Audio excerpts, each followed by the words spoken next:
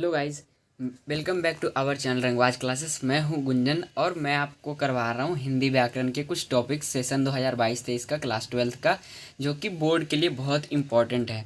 तो आज का जो मैंने टॉपिक लिया है वो है रचनात्मक लेखन। आपको सब बताऊंगा कि जो रचनात्मक लेखन होता है वो क्या होता है, कौन सी बातें ध्यान में रखनी चाहिए, कैसे लिखते हैं, इसका एक उदाहरण भी देंगे। उससे पहले जान लेते हैं कि रचनात्मक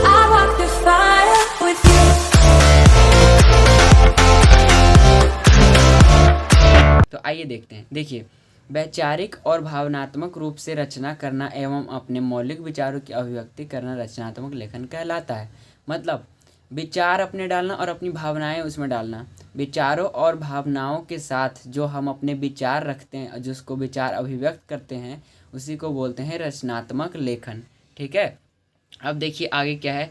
रचनात्मक लेखन के समय निम्न बातें ध्यान रखना है। कौन कौन से बातें? पहला देखिए, रचनात्मक लेखन में विद्यार्थियों को अपने विचारों की स्वतंत्र अभिव्यक्ति करनी होती है। जैसे मर्जी आप लिख सकते हैं, जैसे आपको विचार आ रहे हैं उस टॉपिक के बारे में। ठीक है, विचारों में क्रमबद्धता आवश्यक है। एक क्रम में चलना चाहिए विचार, ये नहीं कि आप कैसे भी लिख रहे हैं। ओके, अब देखिए, रचनात्मक लेखन में उद्धरण उपयोगी होते हैं, अतः उद्धरणों का प्रयोग करें। उद्धरण लिखते समय उद्धरण चिन्ह जरूर लगाना चाहिए। उद्धरण चिन्ह बोलते हैं डबल इन्वर्टेड कॉमास को। ठीक है, अगर कहीं पे कोई बात आ रही है जो किसी ने बोला है तो उसको आपको इन्वर्टेड कॉमा में डालना जरूरी है। ठीक है, डबल इन्वर्टेड कॉमा में। उसके बाद बात करते हैं, रचनात्मक लेखन से पूर्व अपने विचारों को संक्षिप्त बिंदुओं या शीर्षकों में बांट लें ताकि लेखन आसान हो सके। देखिए, आपको रचनात्मक लेखन लिखने से पहले, जो भी आपको टॉपिक मिला हो उसको लिखने से पहले क्या करना है, आपके मन में जो भी चीज़ आ रही है, जो भी विचार आ रहे हैं, उसको छोटे छोटे बिंदुओं या फिर शीर्षक में बांट लीजिए। इससे क्या होगा कि आप आसानी से लिख पाएंगे। ठीक है, विषयानुकूलता व रोचकता का ध्यान रखा जाना चाहिए। किस विषय पे आप लिख रहे हैं ये ध्यान में रखना है आपको। आप उससे कहीं और न चले जाएं, उस ट्रैक से कहीं भटक ना जाएं, और रोचकता का भी ध्यान रखिए। ओके गाइस, अब आगे मैं बात करता हूँ। देखिए, अब रचनात्मक लेखन से पूर्व सभी विकल्पों पर विचार कर उपयुक्त विकल्प का चुनाव करें। देखिए, रचनात्मक लेखन में आपको ये नहीं रहेगा कि एक ही टॉपिक पे लिखना है। आपको 2-3 टॉपिक दे दिया जाएगा और बोला जाएगा कि इनमें से किसी एक टॉपिक पे आप लिखें। तो आप पहले विचार कर लीजिएगा कि उन 3 या 4 टॉपिक में से आप सबसे ज़्यादा किस पे लिख सकते हैं। आपके दिमाग में सबसे ज़्यादा विचार किस टॉपिक को लेके आएगा, उसी टॉपिक को चुनिएगा और उसी टॉपिक पे लिखिएगा। ओके, अब देखिए, आप रचनात्मक लेखन के हिस्से को 3 भाग में विभाजित कर सकते हैं। 3 भाग में आप बांट सकते हैं। पहला, विषय का परिचय, वो बोल क्या रहा है, मतलब जो दिया हुआ है आपको विषय लिखने के लिए, जो टॉपिक दिया हुआ है उससे आप क्या समझते हैं। फिर विषय का विस्तार, मतलब डिटेलिंग, एवरीथिंग, सभी कुछ उसके बारे में आपको लिखना है जो भी आपके मन में उस वक्त आ रहा हो।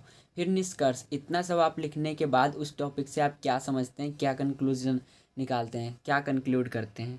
ठीक है, अब देखिए, रूपरेखा लेखन के समय पूर्वापर संबंध के नियम का निर्वाह किया जाए। पूर्वापर संबंध के निर्वाह का अर्थ है कि ऊपर की बात उसके ठीक नीचे की बात से जुड़ी होनी चाहिए। यानी कि जो आपने सबसे पहले जो बात लिखी है और उसके नीचे अगर कोई बात लिख रहे हैं तो वो उससे जुड़ा रहना चाहिए। किसमें? रूपरेखा लेखन में। ठीक है, जिससे विषय का क्रम बना रहे। उसके बाद आप जो भाषा लिख रहे हैं वो सरल, सहज और बोधगम्य होना चाहिए। मतलब सरल होना चाहिए, बिल्कुल अच्छे से लिखा होना चाहिए और उसको समझ में आना चाहिए।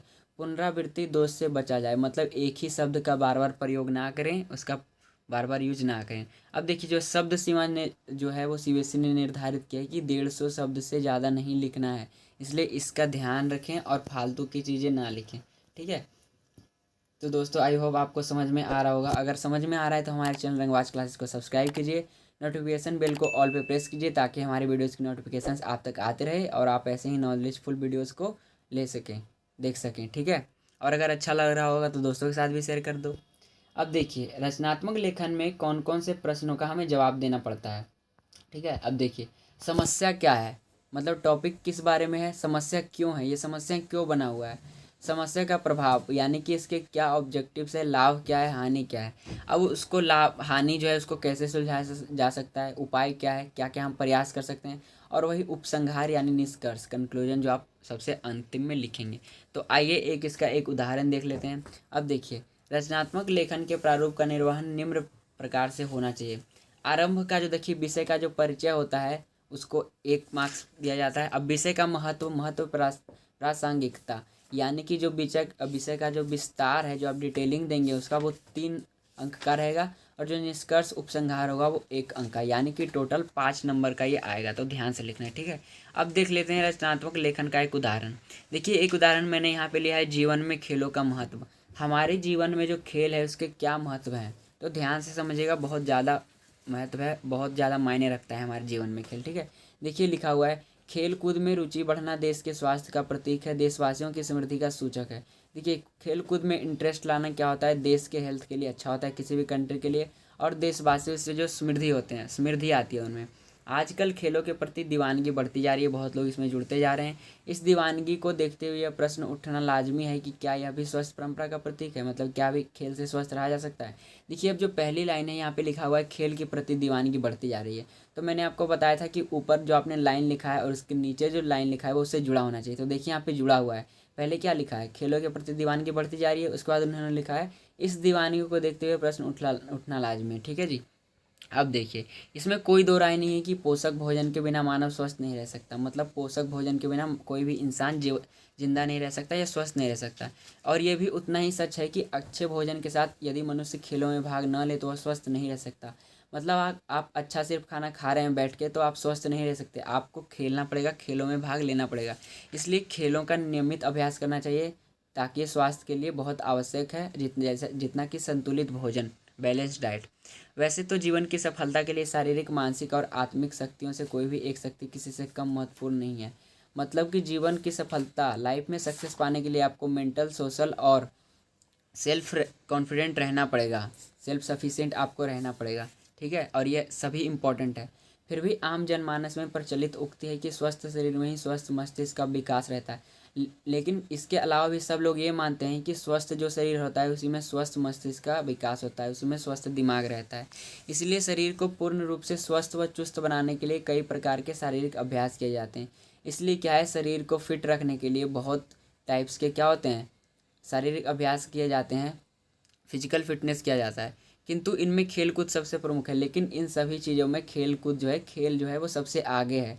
बिना खेल कूद के जीवन अधूरा रह जाता है, ठीक है। देखिए कहा भी गया है, सारे दिन काम करना और खेलना नहीं, यह होशियार को मूर्ख बना देता है। देखिए ये बहुत ही मतलब अच्छा चीज़ यहाँ पे बोला गया है, इसीलिए इसको डबल इन्वर्टेड कॉमा में कवर किया गया है, ठीक है। तो आपको भी ऐसे ही करना है अगर आपको उस वक्त कुछ याद आ रहा हो तो। अतः खेलों से हमारा जीवन अनुशासित और आनंदित होता है। खेल से जो हम अनुशासन में आते हैं और हमें आनंद मिलता है। खेल भावना के कारण खिलाड़ी सहयोग, संगठन, अनुशासन एवं सहनशीलता का पाठ सीखते हैं। खेल जब भावना जागृत होती है खिलाड़ियों में तो वो एक दूसरे की हेल्प करते हैं, संगठन बनाते हैं मतलब ग्रुप बनाते हैं, अनुशासन में आ जाते हैं और सहनशीलता दिखाते हैं, ठीक है। खेलने वालों में संघर्ष करने की शक्ति आ जाती है, मतलब वो उसके अंदर ये भावना आ जाए कि नहीं ये गेम मुझे जीतना है। उसके बाद खेल में जीतने की दशा में उत्साह और हारने की स्थिति में सहनशीलता का भाव आता है।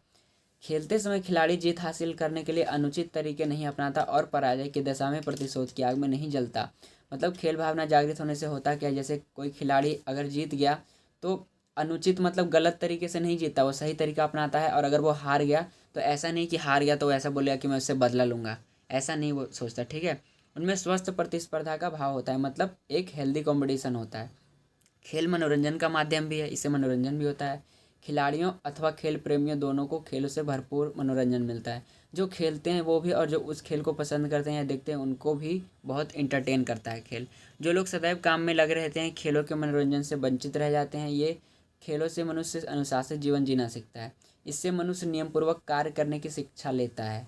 नियमपूर्वक कार्य करने से व्यवस्था बनी रहती है तथा समाज का विकास होता है, ठीक है। इस प्रकार खेलों का हमारे जीवन में बहुत ज़्यादा महत्व है। ये हमारे जीवन को संपन्न और खुशहाल बनाते हैं, खुशियाँ आती है इससे। इनके महत्व को देखते हुए हमें खेलों से अरुचि नहीं रखनी चाहिए, मतलब हमें इंटरेस्ट उसमें लेना चाहिए। तो ये 150 शब्दों में आपको लिखना है, ध्यान रखिएगा आपको कैसे कैसे लिखना है, सब मैंने आप बता दिया है। अब देखिए अभ्यास के लिए कुछ मैं आपको रचनात्मक लेखन दिख रहा हूँ, जैसे इस पर आप लिख सकते हैं, चांसेस भी है कि इस पर आएँ। देखिए पहला क्या है, वृक्ष लगाना मेरा शौक, बदलते जीवन मूल्य, रास्ते में बस खराब होना और कामकाजी महिलाओं की समस्याएं। देखिए रचनात्मक लेखन में यही है कि आपको जब दिया जाए उसी वक्त आपके दिमाग में क्या आ रहा है उस चीज़ को लेकर वही आपको लिखना है। इसी को बोलते हैं रचनात्मक लेखन। मतलब ऑन द स्पॉट आपके दिमाग में क्या क्या थॉट्स आ रहे हैं उसी को आप अपने शब्दों में लिखेंगे और इसी को उतार देंगे, ठीक है। तो मिलता हूँ नेक्स्ट वीडियो में, तब तक के लिए बाय बाय।